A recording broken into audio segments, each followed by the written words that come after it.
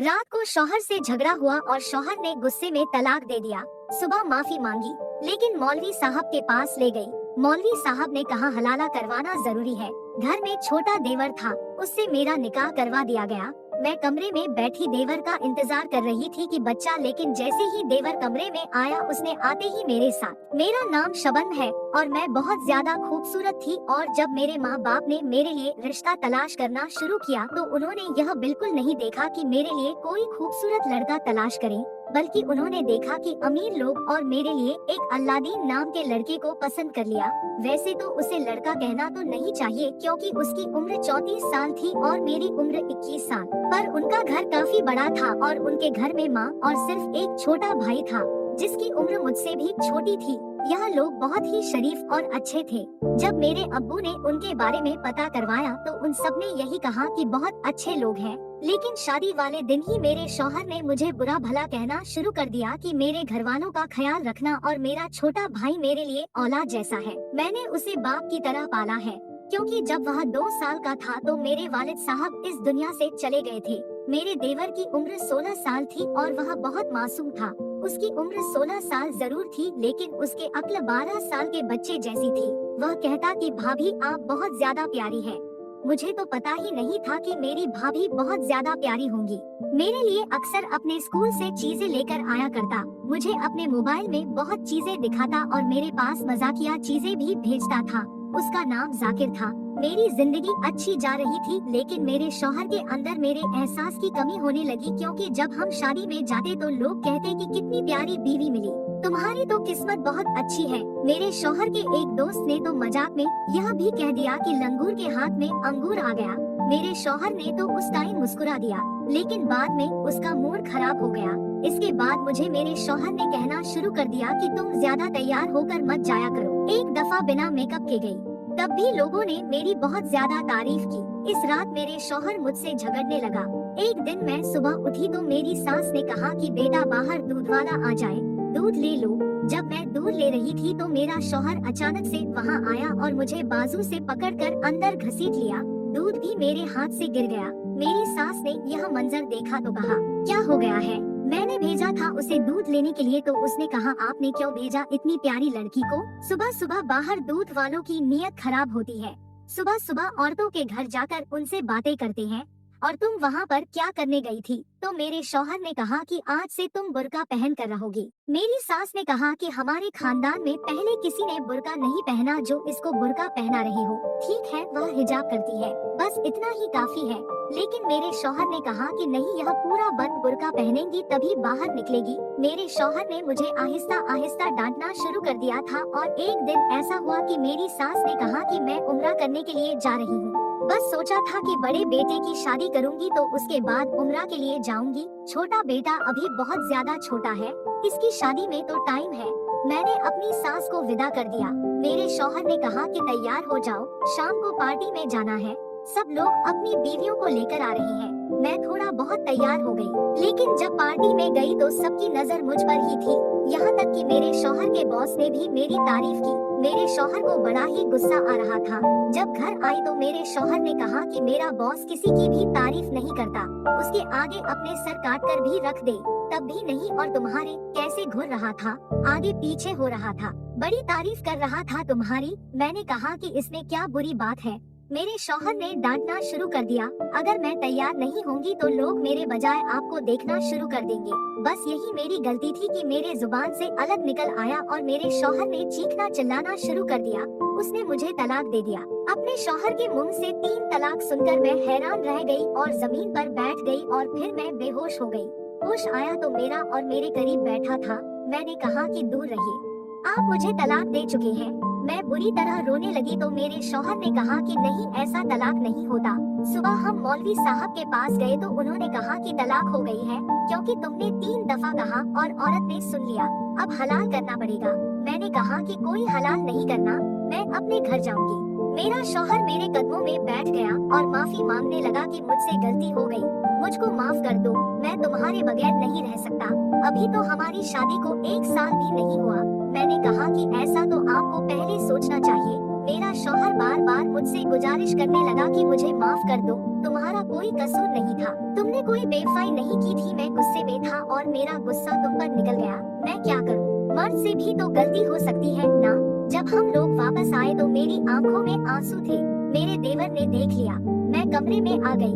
मैंने अपने शौहर से कहा कि अब आप इस कमरे में नहीं आ सकते, मैं जा रही हूँ, और मैं अपना सामान पैक करने लगी। मेरा शौहर बच्चों की तरह रोने लगा और उसने कहा कि तुम्हारे साथ भी तो बुरा होगा कि जब तुम महज 6 महीने बाद जाकर सबको बताओगी कि तुम्हें तलाक हो गई है, तो क्या तुम्हारे घर वाले तुम्हें घर में बिठा लेंगे? क्या तुम्हारी फिर से शादी नहीं करेंगे? तुम्हें दोबारा कैसे किसी से शादी करनी होगी ना, तो तुम मुझसे दोबारा शादी क्यों नहीं कर सकती? मैं अपने शौहर से बहुत ज्यादा मोहब्बत करती थी। मैंने कहा कि मैं ऐसा नहीं कर सकती, यह सजा आप मर्दों को दी गई है, लेकिन दरअसल यह सजा औरतों के लिए भी सजा है। इसमें मेरा क्या कसूर है? तलाक तो आपने दिया है, तो सजा में क्यों लूं? आपको कुछ भी नहीं होगा। और मेरे शौहर ने तो मेरा पीछा नहीं छोड़ा, बार बार मुझसे गुजारिश करता रहा।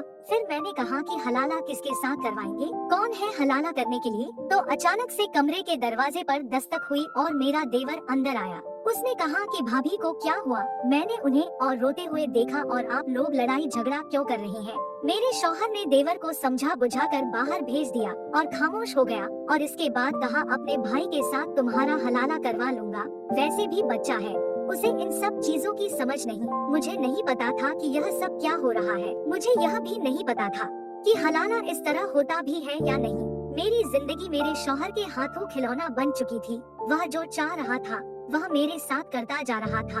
मेरी सास घर पर नहीं थी। मेरे शौहर ने कहा कि यह बात किसी को भी पता नहीं चलनी चाहिए, न ही तुम्हारे घर वालों को और न ही मेरी मम्मी को। मम्मी को अभी उधर कुछ और दिन रहना है, क्योंकि वहाँ हमारे कुछ रिश्तेदार भी रहते हैं। अम्मी के आने तक यहाँ सब कुछ ठीक हो जाएगा। कुछ दिन यूं ही गुजर गए और फिर मेरे शौहर ने आखिर मुझे मना ही लिया, क्योंकि यह मसला सिर्फ मेरा नहीं था, मेरे माँ बाप की इज्जत का भी था। मेरे पीछे 4 बहनें बैठी थी। अगर मैं भी चली जाती तो लोग मेरी बहनों के रिश्ते भी नहीं लाते। मैंने अपने शौहर से कह दिया कि मैं हलाला करने के लिए तैयार हूँ। सर्द रात में सोच रही थी कि घर की बात घर में रह जाएगी। वैसे भी कोई किसी को खुशी खुशी तलाक नहीं देता। गुस्सा आया, कोई परेशानी होती तभी इस तरह का काम करता है। मेरे शौहर ने कहा कि आगे से ऐसा कभी नहीं करूँगा, खुदा की कसम खाकर कहता हूँ। इस टाइम में यह नहीं जान पाई कि इसने मुझसे निकाह भी तो खुदा की कसम खाकर ही की थी। मैंने शौहर को कहा कि आप देवर को किस तरह से समझाएंगी? उसका नाम जाकिर था, वह बच्चा था। मेरे शौहर ने कहा कि मैं उसे समझा दूंगा, और वैसे भी वह बच्चा है, तुम्हें डरने की जरूरत नहीं, कुछ भी नहीं होगा, बस हलाला पूरा हो जाएगा और इसके बाद तुम दोबारा से मेरे साथ निकाह कर लेना। उसने मेरे देवर को समझाकर उसका मेरे साथ मेरा निकाह करवा दिया। मैं इस बात पर किस हालात से गुजर रही थी यह मैं ही जान सकती थी। जिस लड़के को अपना छोटा भाई समझती थी, उसको एक बच्चा समझती थी, आज उसके साथ मेरा निकाह हो रहा था। यह बात कानो कान किसी को भी खबर न हुई थी। उसके साथ उसका एक दोस्त भी था जो उसका साथ दे रहा था, और वही गवाह भी था, और बाकी के गवाह भी वही लेकर आया था। उसने कहा कि बहुत अच्छा ख्याल है, सबसे गलती हो जाती है, कोई बात नहीं, उसके लिए तो यह गलती बहुत आसान थी। मेरे देवर के साथ मेरा निकाह हो गया, और रात को मैं अपने कमरे में बैठी थी। जब मेरा देवर कमरे में आया, मेरे शौहर ने पहले ही मुझे कह दिया था कि डरने की जरूरत नहीं है, उसे कुछ भी नहीं पता है। मैंने उसे थोड़ा बहुत समझाया दिया, लेकिन तुम बिल्कुल भी परेशान मत होना। मेरे दिल में भी ऐसी कोई बात नहीं थी। जब वह कमरे में आया तो मैंने उसे कहा कि तुम चुपचाप सो जाओ, मुझे भी नींद आ रही है। वह आकर उस जगह पर बैठ गया जहाँ पर मेरा शौहर सोया करता था। मैं बेड पर एक दूसरे किनारे पर बैठी थी। मुझे नींद कहाँ आ रही थी, लेकिन थोड़ी देर के बाद इस कमरे में कुछ ऐसा हुआ कि मैं हैरान और परेशान रह गई। मेरे देवर ने मेरा हाथ पकड़ा तो मैंने कहा कि यह क्या बदतमीजी है। उसने कहा कि जब भाई तुम्हारा हाथ पकड़ते थे तो क्या वो बदतमीजी करते थे? मैंने कहा कि वह मेरा शौहर है। उसने कहा कि वह तुम्हारा शौहर नहीं है, मैं तुम्हारा शौहर हूँ। अभी अभी मेरे साथ तुम्हारा निकाह हुआ है, 4 गवाह के साथ मौलवी साहब ने हमारा निकाह पढ़ा है और तुमने खुद कबूल किया है। मैंने कहा कि यह निकाह नहीं हलाला है, तो उसने कहा कि मेरे लिए तो यह निकाह है और मुझे छोटा बच्चा नहीं समझना। मैंने अपने शौहर को आवाज देने के लिए मुंह खोला तो मेरे देवर ने चुप करा दिया और रात भर अपनी मन मर्जी करता रहा। मेरी गलती थी जो मैंने उसे बच्चा समझा, जिसका भाई इस तरह का था। वह खुद कैसे मासूम हो सकता था? जिसने अपनी बीवी को छोटी सी बात पर तलाक दे दी और फिर उसका हलाला अपने ही भाई के साथ करवा रहा था, वह भी बिना इजाजत पूरी किए। इस पर अपने भाई को क्या सिखाएगा। सुबह हुई तो मैं बिल्कुल चुपचाप थी, पत्थर की मूरत की तरह बैठी थी। अपने शौहर को सब कुछ बता दिया था। मेरा शौहर भी बेबस हो गया। उसने कहा कि बस अब मैं उससे कहता हूँ कि वह तुम्हें तलाक दे दे, पर मेरा देवर तलाक देने से इनकार कर दिया। बहुत बड़ा तमाशा बन गया। मेरी सास अचानक से आ गई, जो हमें हैरान करने के लिए जल्दी आ गई थी, लेकिन अपने दोनों बेटों को मेरे लिए लड़ता देखकर हैरान रह गई।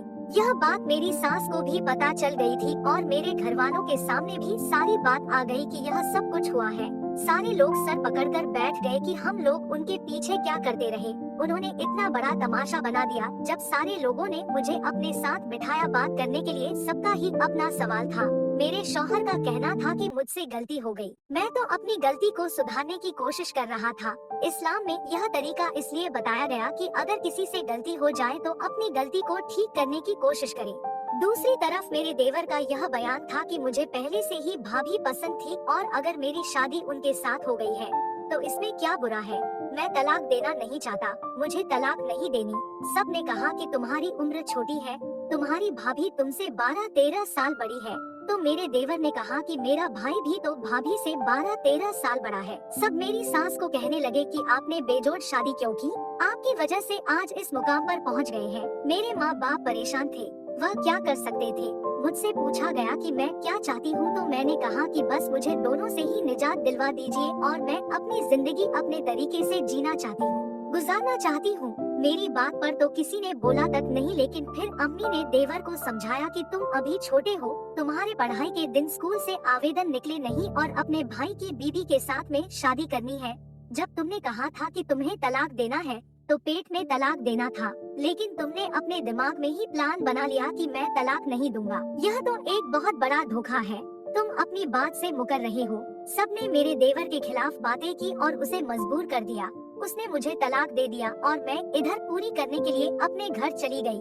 कम से कम मुझे इस तलाक की इमदाद पूरी करने देते। इस दौरान मैं फैसला कर चुकी थी कि मैं अपने शौहर के पास वापस नहीं जाऊंगी और अकेले ही रहूंगी। लेकिन सिर्फ फिल्म और सीरियल में ही होता है कि औरत अकेली रहती है और फिर कहती है कि मैं एक कामयाब औरत हूँ और मेरे पास सब कुछ है।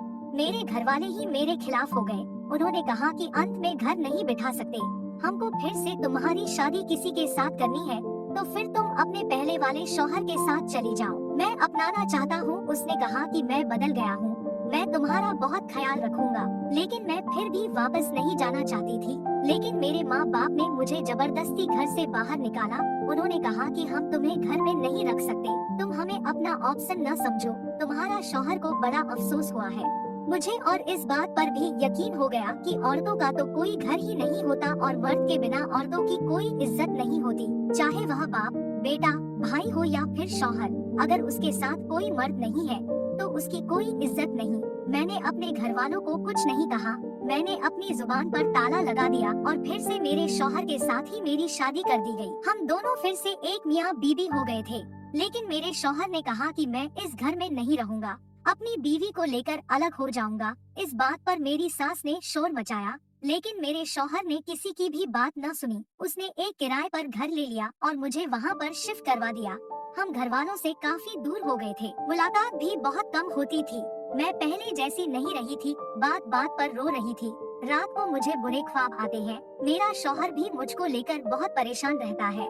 लेकिन एक अजीब बात यह थी कि मेरा शौहर बदल गया था और मेरा बहुत ज्यादा ख्याल रखता था। मुझे किसी भी बात से मना नहीं करता था। मुझे कहता कि बस तुम खुश रहो, मुझे और कुछ भी नहीं चाहिए। मुझे बहुत बड़ा सदमा लगा था।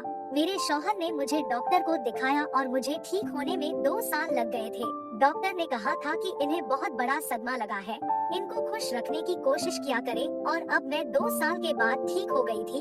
दोस्तों, यह कहानी कैसी लगी कमेंट करके जरूर बताएं। वीडियो को लाइक करो, चैनल को सब्सक्राइब करो। मैं ऐसी कहानी आपके लिए लाते रहेंगे। धन्यवाद।